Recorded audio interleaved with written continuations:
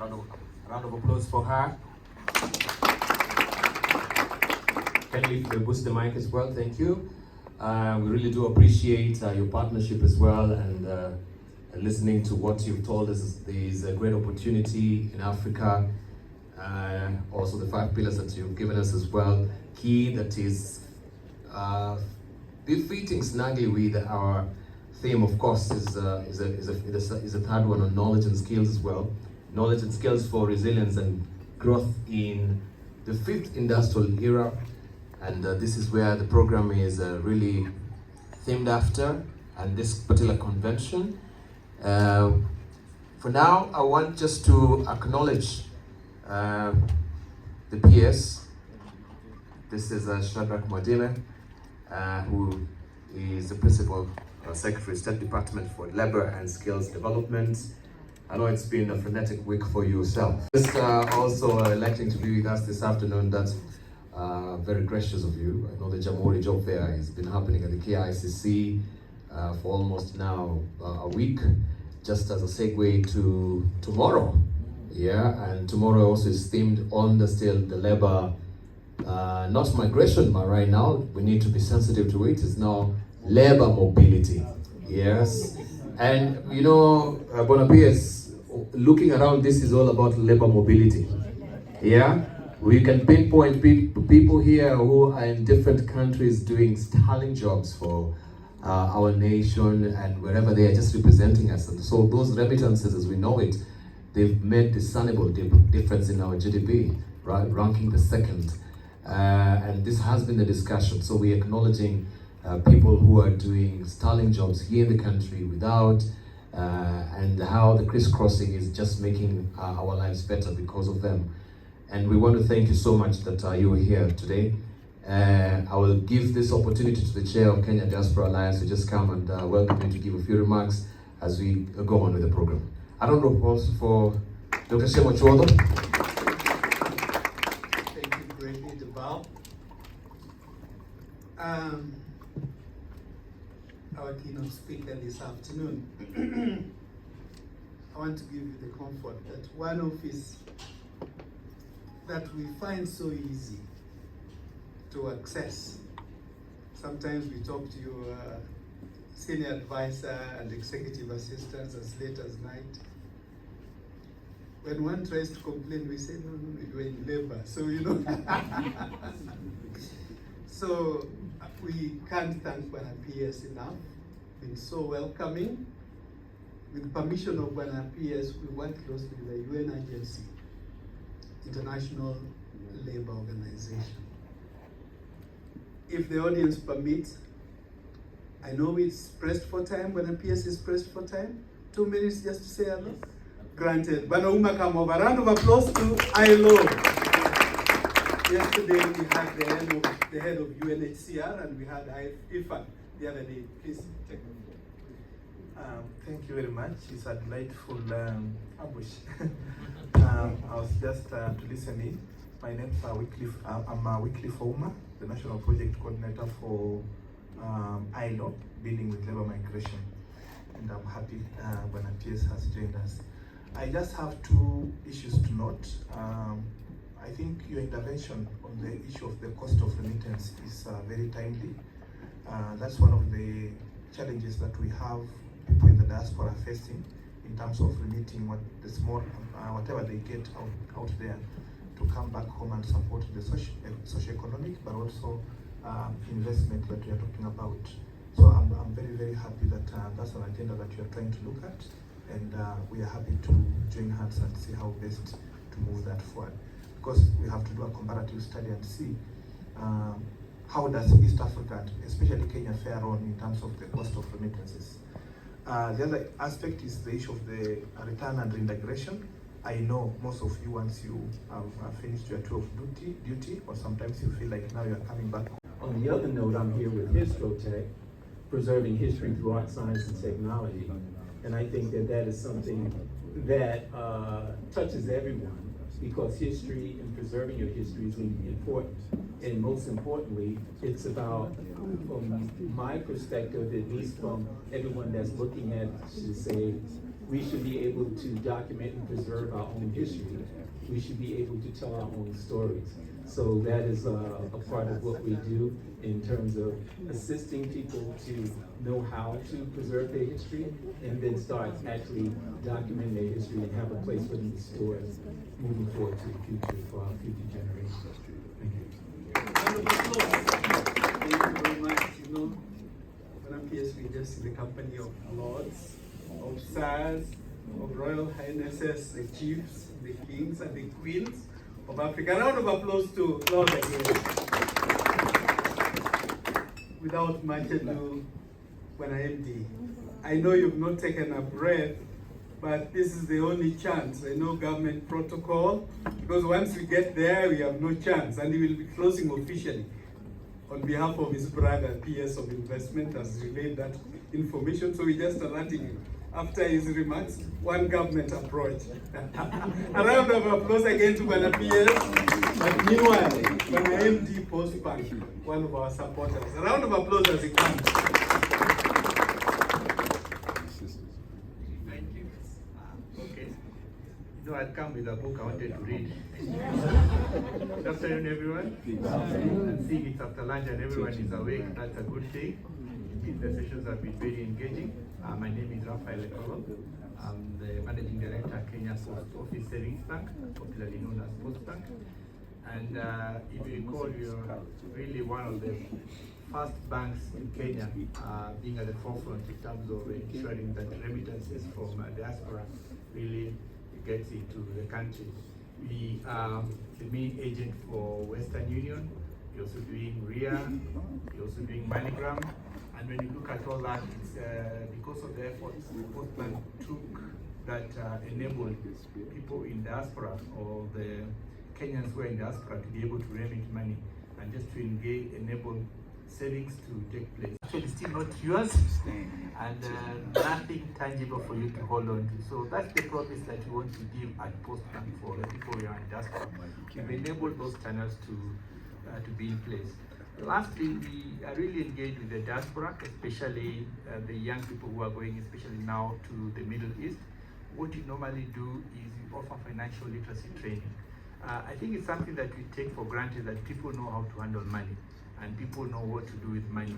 At the end of the day, if you do not have that financial literacy training, Our chief guest this afternoon, please. I thought I was going to be part of a panel originally, so I didn't prepare anything, but I'll just give some thoughts. First of all, I'd like to thank Dr. Shem and Errol for the invitation. I think what you're putting together is powerful. You have a legacy, and we're happy as the Pan-African Council and as chairman of the Pan-African Council to be able to bridge what we do and now bring it to Kenya as well and partner with you. So what I tend to do is end every conference with a challenge. I attend so many conferences every year. I think I attend about 24, 25 conferences a year. But my challenge for everyone here is let's work together and have one project that we can present at the next conference, right? No matter what it is, a co-investment, some policy agenda that we can support that is favorable to the diaspora, that is pro-Africa. We're here to work. So I hope that out of this conference, we're able to get at least one thing to show for the next year. Thank you. Well said.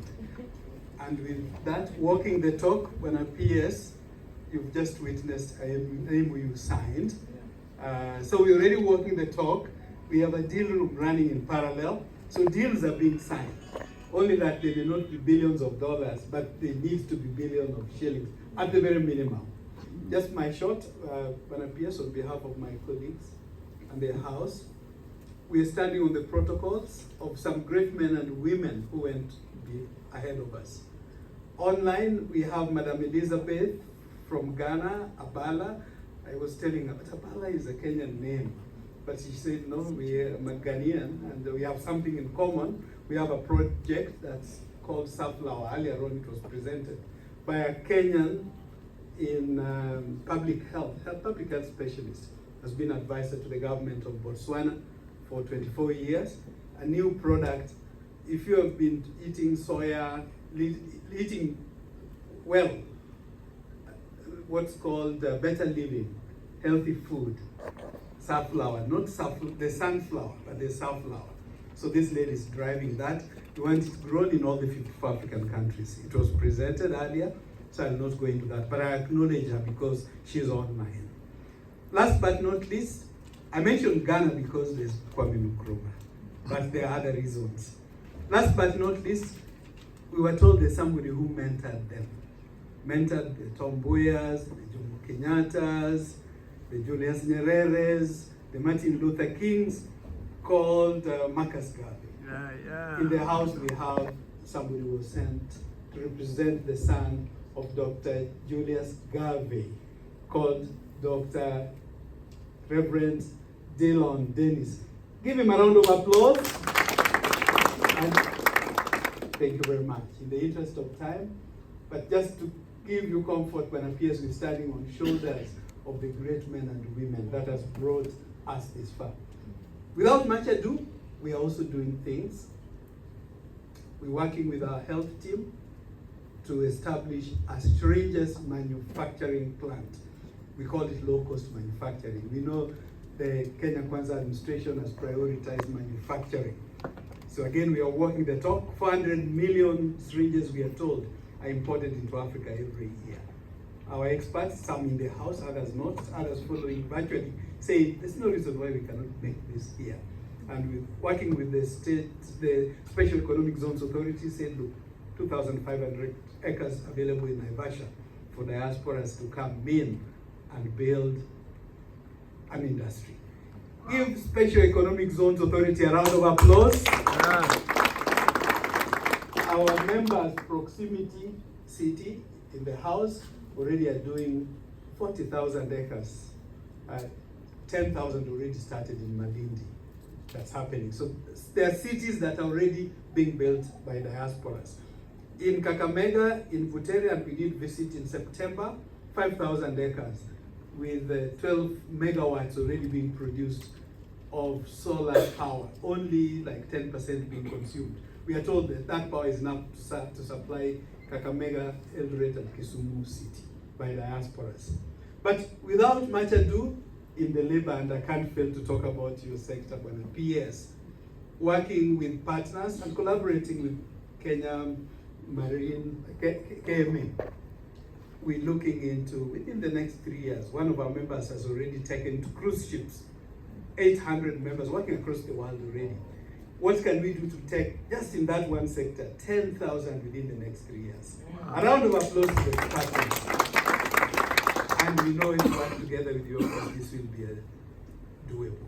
Without much ado, ladies and gentlemen, maybe we stand up a little bit, stand up and we stretch our legs as I invite the PS for Labor and Skills, who will also close on behalf of his brother, the PS Bwana Abubakar did last year open for us the deal room.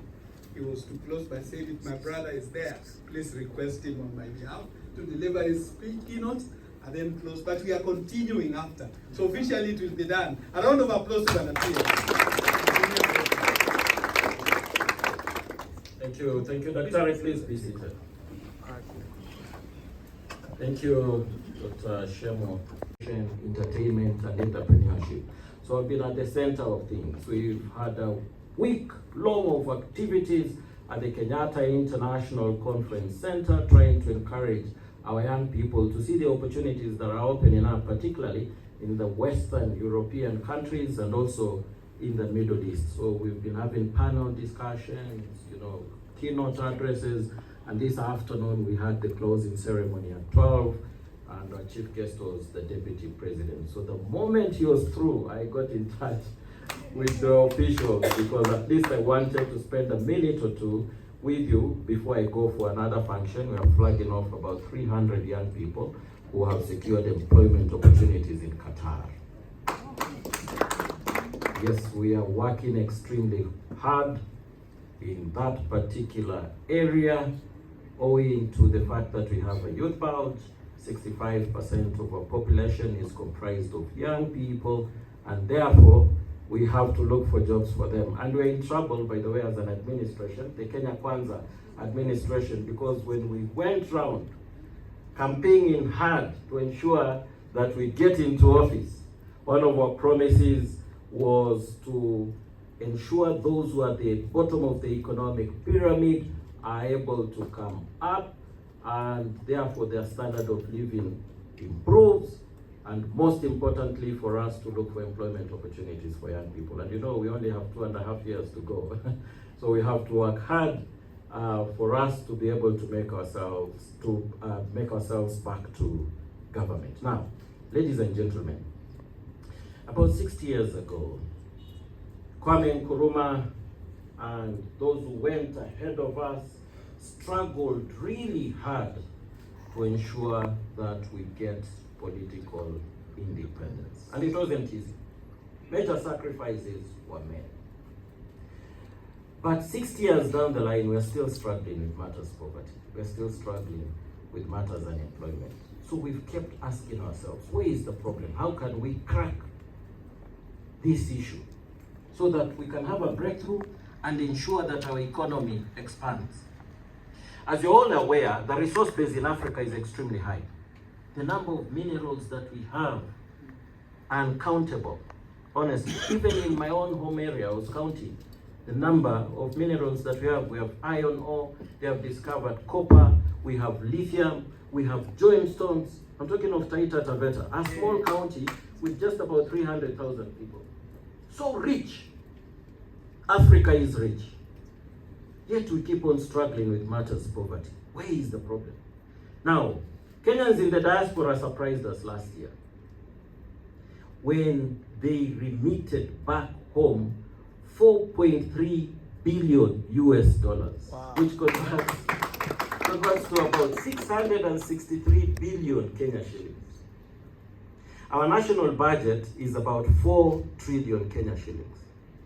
And we were praised by the central bank that in accordance with the analysis, what Kenyans remitted back home was just 5% of their savings. Can you imagine?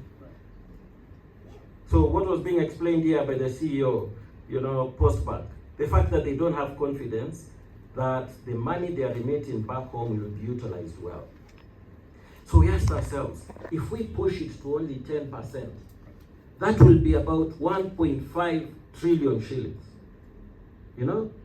About a quarter of our national budget, actually slightly more than a quarter of our national budget. So then we discovered this is the way to go. And you see, there are other countries that have done the same. There are models that we can actually emulate. As we were doing our analysis, we discovered South Korea did it. About 40 years ago, they sent the young people to Japan, to Saudi Arabia, and to Germany. They were able to make savings, but most importantly, know-how. Technology as it obtained then there. Then they came back home and they were able to produce the same goods that Japan has been producing. That's the reason why we have Hyundais that are of the same quality, the same standard as Toyota vehicles. That's why they have electric equipment that they are producing, that are the same standard as possibly even another Western European country. The Samsung phones that they produce, that we buy, are the same as the iPhones. Is there any difference? No. So this is the way to go. We've struggled for a long period of time, but I think now we have cracked it. And our object is to send as many of our young people abroad as possible. I know there is the question of brain drain that have been challenged by the academicians many a times. But it's a fallacy. I want to say that with a lot of authority. I'm being very emphatic concerning it because of the models that I've just explained. Other countries that have equally done the same. China closed the economy. Luckily, they are a communist country. They literally closed the economy completely, and concentrated on building the skills of their people. Sent the young people to Ivy League universities in US, Canada, and what have you. Then they came back with the know-how. They came back with the technology. And later on, after they had made it, they were able to open the economy. And you can see China is even competing with US as it is now. I'm being politically sensitive, you know. But we know China is doing extremely well. In fact, if you look at the products that are in this room, most of them have been imported from China. So what am I saying, ladies and gentlemen? You are playing a very, very critical role. There is no question about it. What we are putting emphasis on, as it is currently, is on pre-departure training. We are telling our young people that they are going out as our first-line economic soldiers. We want them to go get the know-how as it is there, earn as much as they can, but with the support of the CEO, Postbank and other financial institutions, save as much as they can. Why is that important?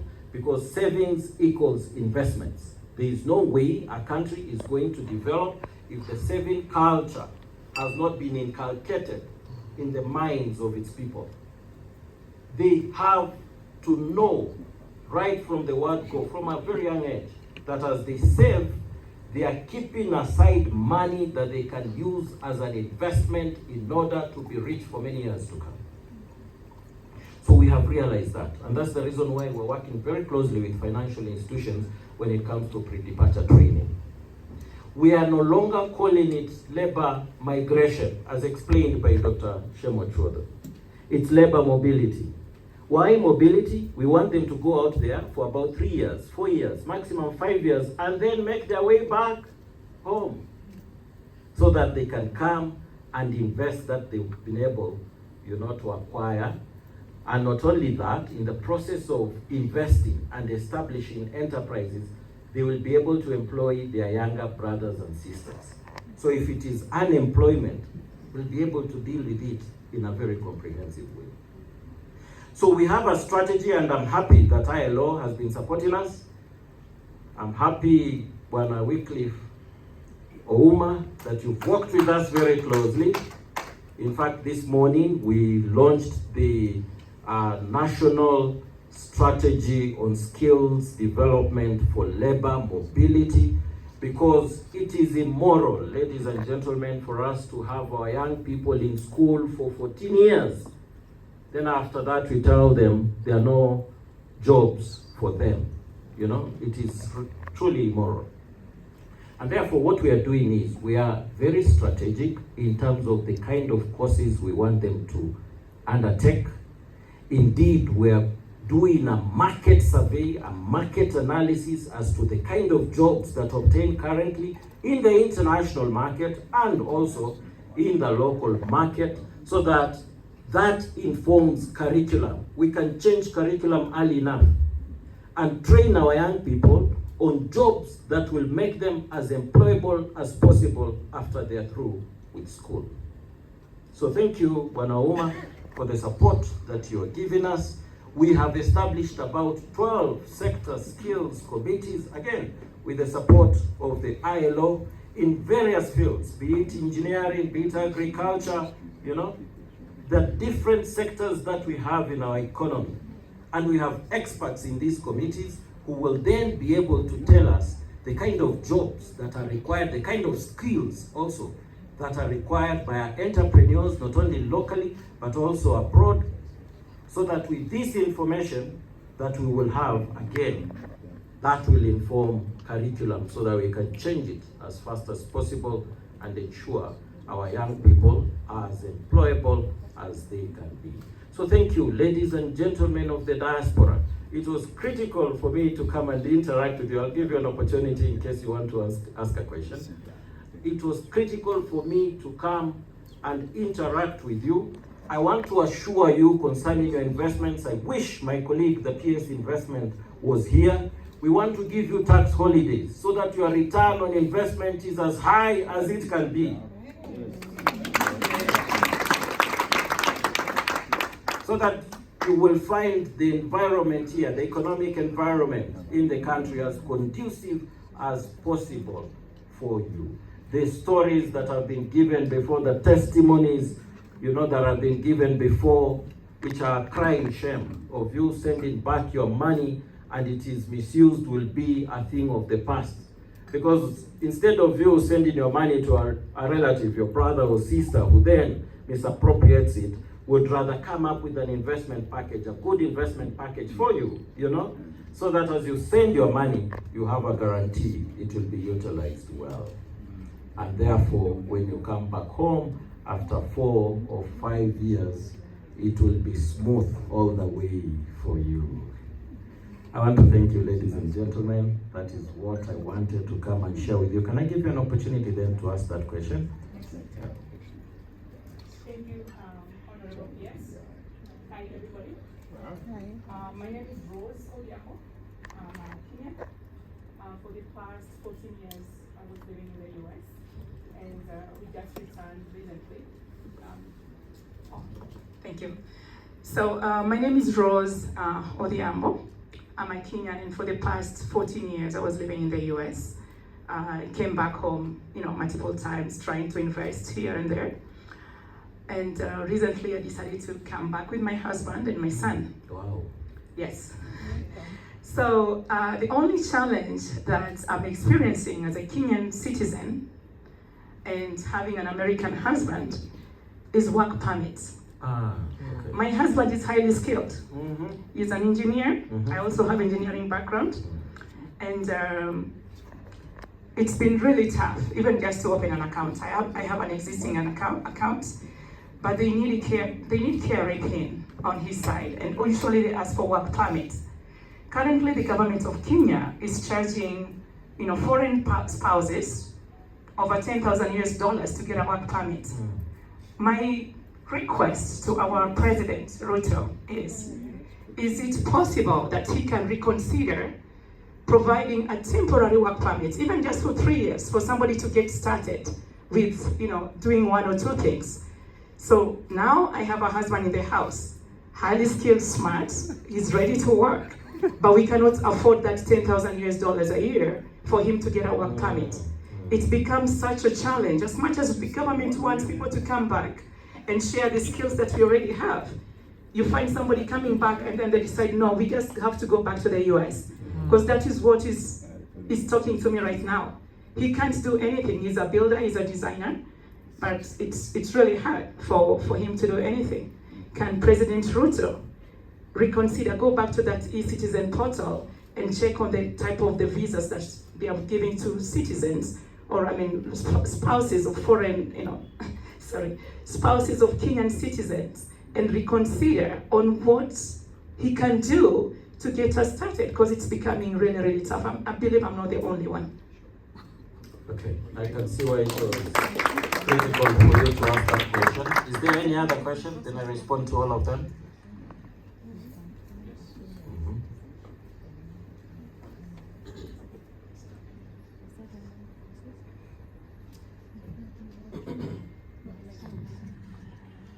Mine is very brief.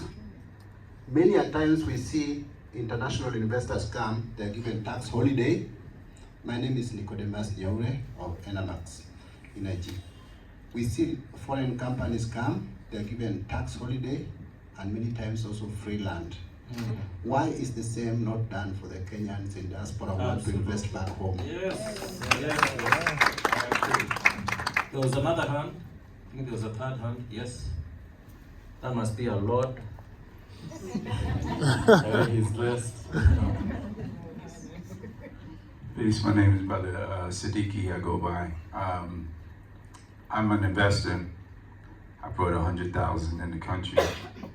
It's been a struggle just to get paperwork through the system, I have a company here, RBG Whirlwind. I'm looking to bring 25 sewing machines.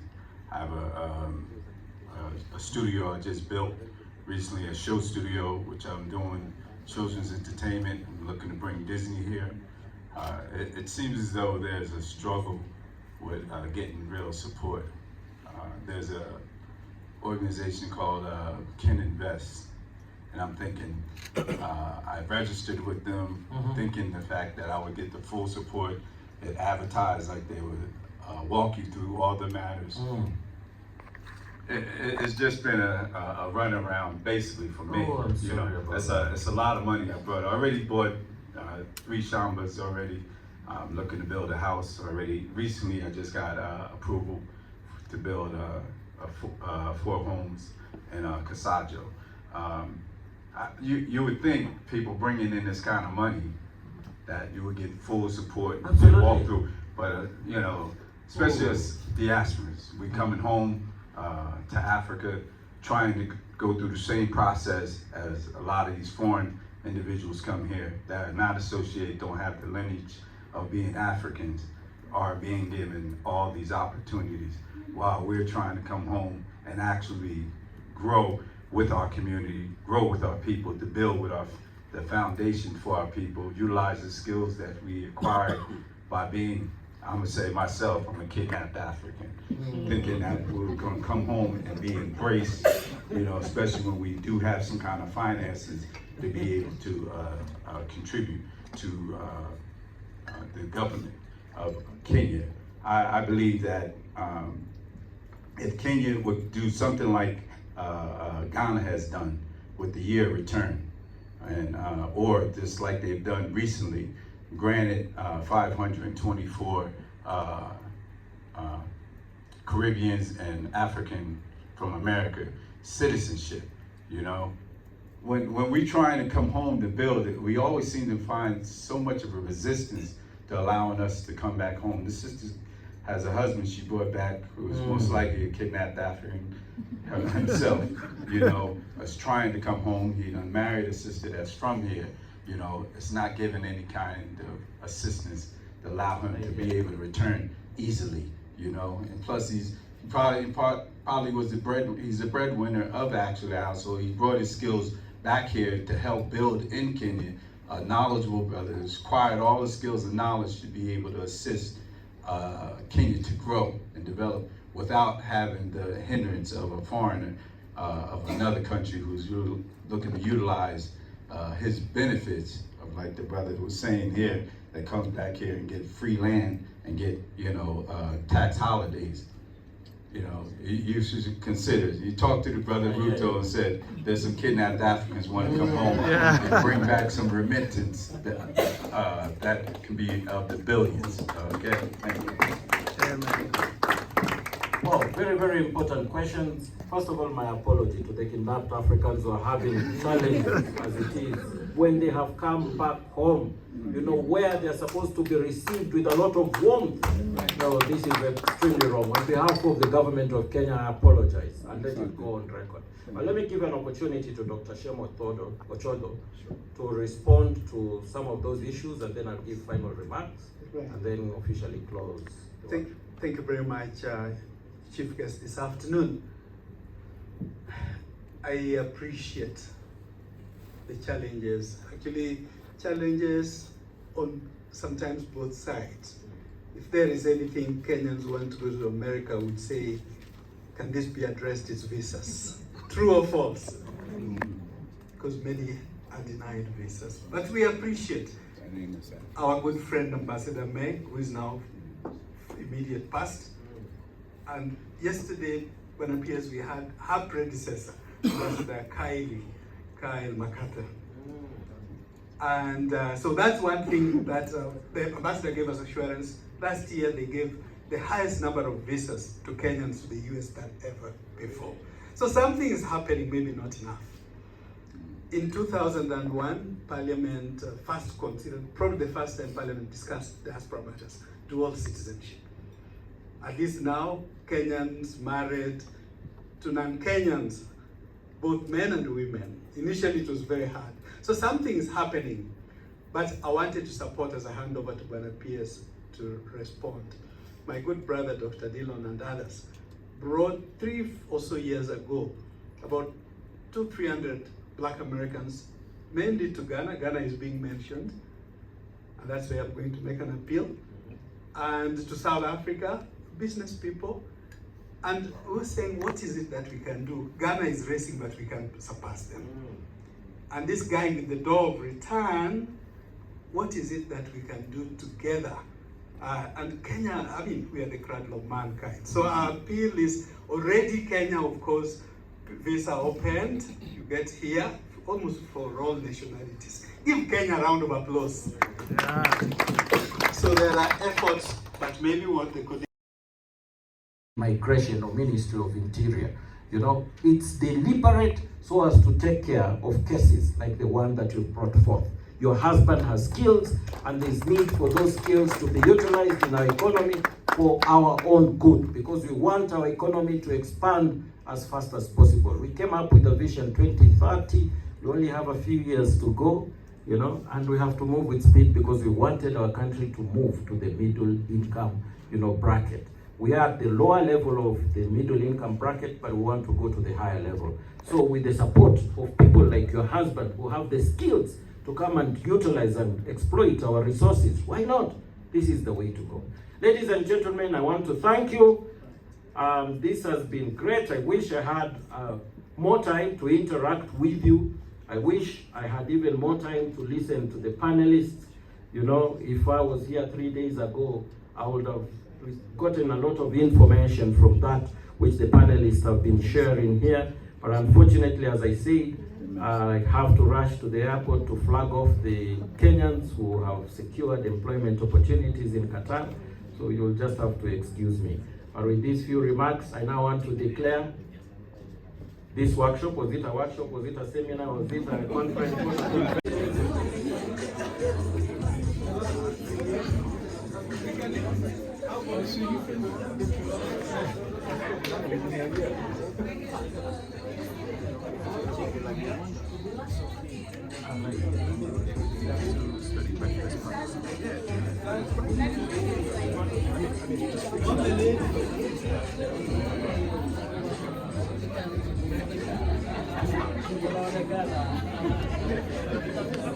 Vamos lá.